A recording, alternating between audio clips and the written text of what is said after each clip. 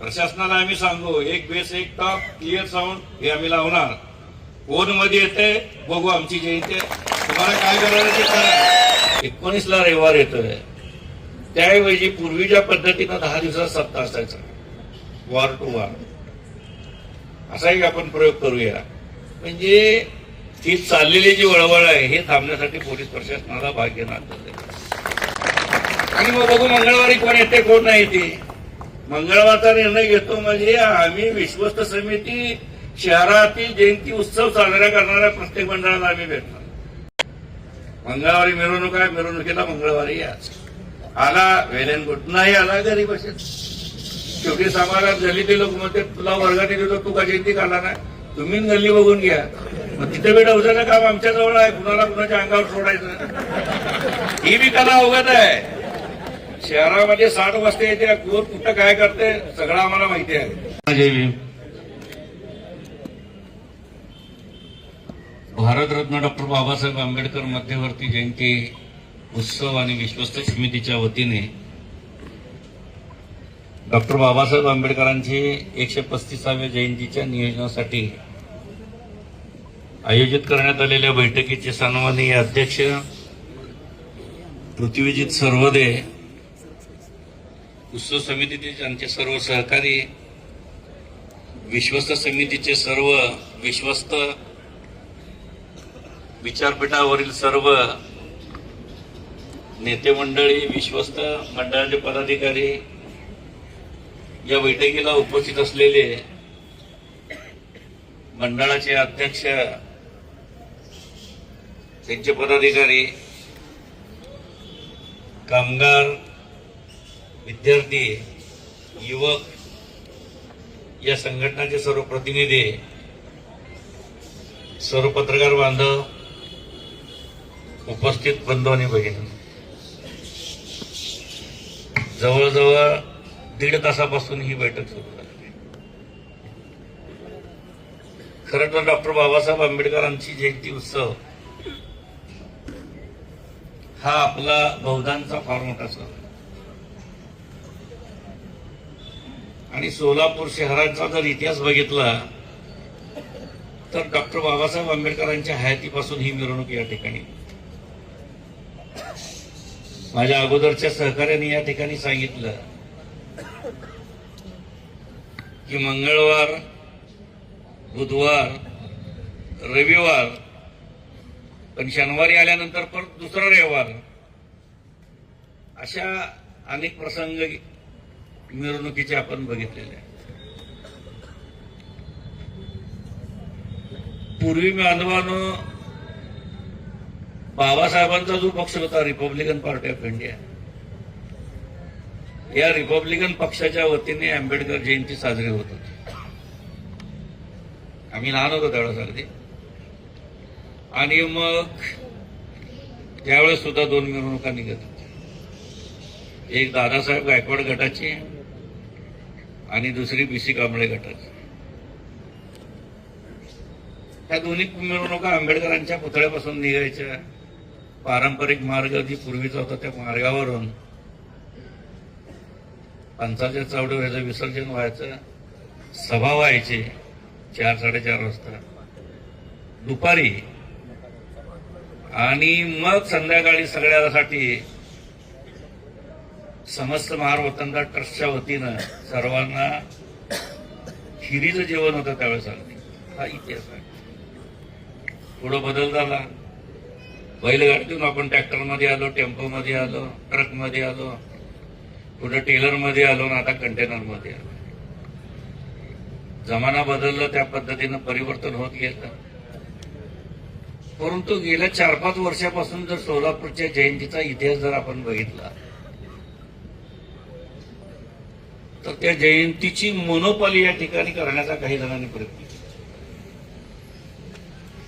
ही मिरवणूक, ही जयंती माझ्याशिवाय पुढे जाऊ शकत नाही, मीच पुढे राहतो. ही अर्थात या प्रक्रियेला मध्यवर्तीनं विरोध केला बऱ्याच वेळा. काही वेळेस त्याच्यामध्ये महाराष्ट्र शासनाचा प्रतिनिधीचा त्याच्यामध्ये हस्तक्षेप झाला. गेल्या वर्षीचं जर उदाहरण द्यायचं झालं तर स्पष्ट महाराष्ट्राचे पोलीस महासंचालकाच्या कार्यालयामध्ये निरोप होता की आम्हाला शासनाचे आदेश आहे, त्यामुळे तुमच्या मिरवणुकीमध्ये काय करायचं आम्ही ठरवलं. म्हणजे जगाच्या पाठीवर डॉक्टर बाबासाहेब आंबेडकरांची एकमेव अशी निघणारी ही मिरवणुकीमध्ये अडथळा निर्माण करण्याचा प्रयत्न शासन, प्रशासन आणि पोलीस खात्याने गेल्या 2 वर्षामध्ये केल्याचं या ठिकाणी आपणाला दिसून येतं. कारण गेल्या वर्षीचा जरी प्रकार बघितला, नवी वेस पोलीस चौकी जवळवरून रात्री 2 वाजता त्या हद्दीचे त्यावेळेचे पीआय यांनी जो प्रकार केला, कुणाच्या सांगण्यावरून केला की त्यांना विचारणा केली त्यावेळेस आम्हाला वरिष्ठाचा आदेश आहे. आता वरिष्ठ त्यांचे पोलीस खात्याचे वरिष्ठ का महाराष्ट्र शासनातील प्रतिनिधी, हा नंतरचा विचारायचं सांगण्यासारखा नाही. शेवटी कसं आहे, आंबेडकर जयंतीच्या उत्सवामध्ये शासनाचा आणि प्रशासनाचा आणि पोलीस खात्याचा जर हस्तक्षेप होत असेल तर मग कार्यकर्त्यावर जी बंधनं आले त्या बंधनाचा विचार करता या ठिकाणी आता चर्चा झाली. आम्ही जागेवर थांबलो. जसं मोहरमच्या पंजे एका ठिकाणी थांबतात तशा पद्धतीची चर्चा झाली. काही मंडळ म्हणजे आम्ही पुढच्या वर्षी मिरवणूक वेगळ्या पद्धतीने करतो. शेवटी कसं आहे, आपण सर्व बाबासाहेबांची लेकरं, बाबासाहेबांची विचारधारा, बाबासाहेबांच्या जीवनातील प्रसंग जयंतीच्या माध्यमातून, मिरवणुकीच्या माध्यमातून लोकांपुढे दाखवण्याचा प्रयत्न करतो. पानवाला तुम्हाला सांगायला हरकत नाही की 4 वर्षापूर्वी पोलीस प्रशासनाची आम्ही भांडलो आणि डफरिंग चौक हा मार्ग बंद केला. स्मार्टना पाटील नावाची आणि सानात नावाचे अधिकारी होते, बंदोबस्त लावला. त्यावेळेच्या सीपीनं ते ऐकलं आपण. परंतु गेल्या 2 वर्षाचा जर विचार केला तर 2 वर्षाच्या आंबेडकर जयंतीच्या मिरवणुकीमध्ये महाराष्ट्र शासनातील काही मंत्री असतील, काही आमदार असतील, काही प्रतिनिधी असतील आणि सोलापूरचे पोलीस म्हणजे पोलीस अधिकारी यांच्या माध्यमातून आंबेडकर जयंतीच्या मिरवणुकीमध्ये 2 गट पाडण्यात आणि 2 गटाला मिरवणुकीची परवानगी देण्याचा पायंडा गेल्या 2 वर्षापासून सुरू झाला. आम्ही पूर्वीपासून एकच मध्यवर्ती काढली आणि त्या मध्यवर्तीच्या माध्यमात त्याला एकट्यालाच परवाना मिळायचा. परंतु गेल्या 2 वर्षामध्ये डफरिंग चौक हा मार्ग टाकून परवाना देण्याचा प्रयत्न पोलिसांनी केला. तो कुणाच्या सांगण्यावर केला हा संशोधन होता. पोलीस खात्याशी आमची चर्चा झाली. पोलिसांनी आम्ही सांगितलं की मागणी केली त्या पद्धतीनं आम्ही दिलं. तुम्हाला काय करायचं असेल तर तुम्ही कोर्टात जावा. इथपर्यंत पोलीस खात्याची झाली चर्चा. आणि शेवटी ज्या बापाने आपल्याला कायदा शिकवला त्या बापाच्या कायद्यानुसार कोर्टामध्ये सुद्धा जाण्याचा आम्ही निर्णय घेतला होता विश्वस्त समिती. परंतु विश्वस्त समितीच्या एका बैठकीमध्ये असं ठरलं की यावेळेच्या मिरवणुकीमध्ये 135व्या जयंतीच्या मिरवणुकीमध्ये आपल्याला काही बदल करता येतोय. विश्वस्त समितीच्या गेल्या 10 दिवसामध्ये 2 बैठका झाल्या आणि या बैठकीमध्ये विश्वस्त समिती आणि उत्सव समितीचे प्रमुख पदाधिकाऱ्यांनी निर्णय घेतला. 14 तारखेला येणारा जो मंगळवार आहे त्या दिवशी डॉक्टर बाबासाहेब आंबेडकरांच्या प्रतिमेची प्रतिष्ठापना झाल्यानंतर 19ला रविवार येतोय. त्याऐवजी पूर्वीच्या पद्धतीनं 10 दिवसात सप्ताह असायचा, वार टू वार, असाही आपण प्रयोग करूया. म्हणजे ती चाललेली जी वळवळ आहे हे थांबण्यासाठी पोलीस प्रशासनाला भाग घेणार. 1 दिवसाने आपला खर्च वाढणार नाही. रविवारच्या ऐवजी सोमवारी एका दिवस, मंगळवारी आपली मिरवणूक, हा प्रयोग आहे बरं का. शेवटी विश्वस्त समितीचा हा निर्णय आहे की या माध्यमातून जे जी मोनोपॉली मक्तेदारी आहे ती मक्तेदारी तोडण्याचा प्रयत्न. कारण मध्यवर्तीची पूजा होती 11:30 ते 12:30च्या दरम्यान आणि मग 12:30 वाजता पूजा झाल्यानंतर एकच गाडी महानगरपालिकेची आम्ही आणतो डफरिंग चौकातनं खालच्या मार्गावर सोडतो. मग काही गाड्या येतात, पहिलं तुझी जाऊ दे, पहिलं तुझी जाऊ दे, त्यांना अडवणूक कर. एकेका मंडळाजवळ 5-5, 6-6 गाड्या असून त्यांनी जर अडवणूक करण्याचा प्रयत्न करत असेल, मग ही मिरवणुकीमध्ये भांडण नको, मिरवणुकीमध्ये दुफळी नको, आपल्यामध्ये काय वाद नको, ही भूमिका मध्यवर्तींनी सामंजस्यपणे घेतली. याचा अर्थ आम्ही कशाला भिलो हा नाही, कारण मुळात आमची पैदासच त्यांच्याची आहे. आयुष्यामध्ये बाबासाहेबांच्या विचारधारेसाठी फार मोठा संघर्ष केला आहे आणि अजून मी शेवटचा रक्ताचा थेंबाशीपर्यंत संघर्ष करण्याची भूमिका या बसलेल्या डायसवरची सगळ्याची. परंतु या जयंतीला गालबोट लागू नये. 2012 साली आपल्यात एक खंडफितूर होता पोलीस अधिकारी. त्या पोलिसांनी सांगितल्यानंतर त्यावेळेस फक्त मिरवणुकीमध्ये लाठीचार्ज झाला. अजून तुम्हाला माहिती नाही काय झाला इतिहास. त्यावेळेचे पोलीस कमिशनर हे बौद्ध समाजाचेच होते. अजूनही त्याची पेन्शन मिळाली नाही तुमच्या माहितीसाठी सांग. म्हणजे 12 ते 26 या सगळ्या म्हणजे आमच्यामध्ये बी काय तर असल्याशिवाय आम्ही करत नाही ना. आणि म्हणून आम्ही सांगतोय अगदी की बाबा शेवटी मिरवणूक करणारे जे मंडळ आहेत त्या मंडळाला संरक्षण देणं, त्यांच्या सोबत राहणं हे मध्यवर्ती. आणि ही परंपरा आमच्या पूर्वजांनी सुरू केलेली आहे ते आतापर्यंत आम्ही कंटिन्यू करतो. म्हणून येणाऱ्या 21 तारखेला मंगळवारी आपण मिरवणुकीचा निर्णय घेतला. त्याचं कारण एवढंच आहे की गेल्या 2 वर्षामध्ये पोलीस प्रशासन आणि महाराष्ट्र शासन, आता मला तर केंद्रीय मंत्री आहे की मी आणू शकत नाही का सांगा बरं. केंद्र आणतो, सगळे सिक्युरिटी बोर्ड उभा करतो, सगळे अगदी बीएसएफ फोर्स उभा करतो, चालतंय का. पण आम्ही नेत्याला सांगतो साहेब जे ती मिरवणूक मोठी असते, तुम्ही आलं की सगळं गोंधळ होतोय, कृपा करून तुम्ही. हे जनतेला आपल्या आपल्या नेत्याला सांगितलं. तुम्हाला एक किस्सा सांगतो 1980चा, तुम्हाला माहिती नसेल. 80 साली सोलापूरमध्ये फार मोठी दंगल झाली, हिंदू मुस्लिम दंगल झाली आणि मिरवणुकीचा आपला मार्ग दत्त चौकातून सेंट्रल टॉकीज कडून विजापूर वेस्टला नेण्याचा प्रयत्न केला. 1980 साली मोहन पाटील जिल्हाधिकारी, त्यावेळेस आयुक्तालय नव्हतं, राम गावंडे नावाचा एसपी होते त्या काळात, राम गावडे पोलीस प्रमुख होते आणि आमचा मार्ग बदलला. त्यावेळेस पारंपरिक मार्गावर मिरवणूक नेतो म्हणून रामदास आठवले सर्वात पहिलं पुढे होते तुमच्या माहिती राखतो. आम्ही सर्व पॅन्थरवाल्यांनी साहेबाला विनंती केली, साहेब शेवटी आम्हाला सोलापुरात राहतात, प्रशासनाचं आम्ही ऐकतो. त्यांनी दिले तर ठीक आहे, त्या मार्गाने 1 वर्ष जाऊ बघूया का बोलले की.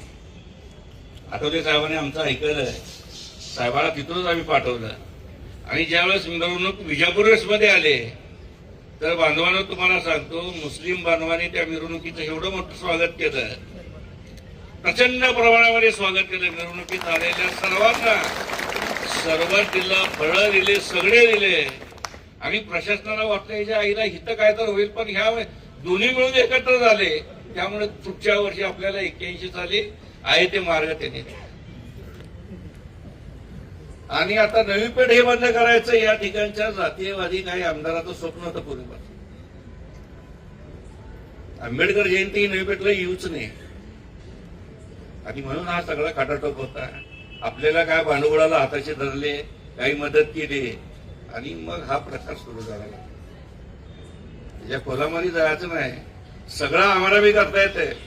प्रशासन, शासन, शेवटी रस्त्यावरची लढाई आम्ही लढणारे कार्यकर्ते. आणि बाबासाहेबांच्या मिरवणुकीसाठी 78चा किस्सा तुम्हाला सांगतो. 78 अशी दंगल झाली भारतीय पॅन्थरची.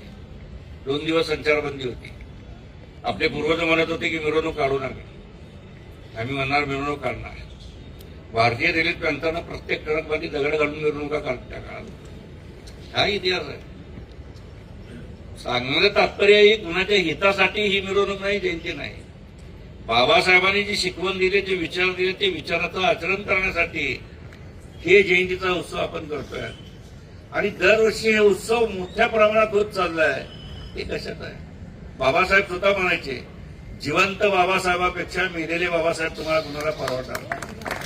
आणि आज हीच भूमिका देश नव जग स्वीकारते. आज जगाच्या प्रत्येक राष्ट्रामध्ये बाबासाहेबांचा पुतळा उभारतोय. हे कशाचाच उद्योग आहे? या बाबासाहेबांनी या देशाचं संविधान दिलं, सर्व जाती धर्माच्या लोकांना एकत्र करून ही भूमिका घेतली. या बाबासाहेबांच्या जयंतीसाठी मी जर स्वतः स्वार्थ बघत असेल तर मला बी समाजाने बरोबर जागा दाखवायला पाहिजे. आणि अशा लोकांना जागा दाखवण्यासाठीच मंगळवारचा हा निर्णय आम्ही घेतला.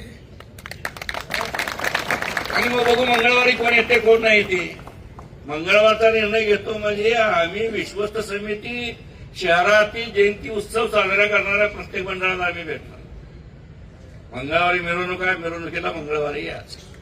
आला वेल अँड गुड, नाही आला घरी बसेल. शेवटी समाजात गल्लीतील लोक म्हणते तुला वर्गाने देतो, तू का जयंती काढला नाही, तुम्ही गल्ली बघून घ्या. मग तिथे बी डवसाचं काम आमच्या जवळ आहे, कुणाला कुणाच्या अंगावर सोडायचं ही बी कला अवगत आहे. शहरामध्ये 60 वस्ती येते, कोण कुठं काय करते सगळं आम्हाला माहिती आहे. त्याच्यामुळे मी कार्यकर्त्याला विनंती करेन की मंगळवारचा यावेळेचा निर्णय आपण सर्वांनी मान्य करूया आणि प्रशासनाला आणि पोलिसाला दाखवून देऊ शेवटी मध्यवर्ती करू.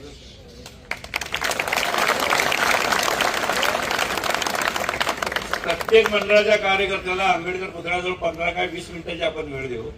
पण एक विनंती राहील, 11:30 म्हणजे 11:30 वाजता आपण घ्या. 11:30 फारच देईल, 15 मिनिटं झाले की पुढे नाही काय विचार करा ना. माझाच बांधव आहे पुढं, माझाच भाऊ आहे पुढं, मी जातो पुढं, त्याच्यानंतर तू ये.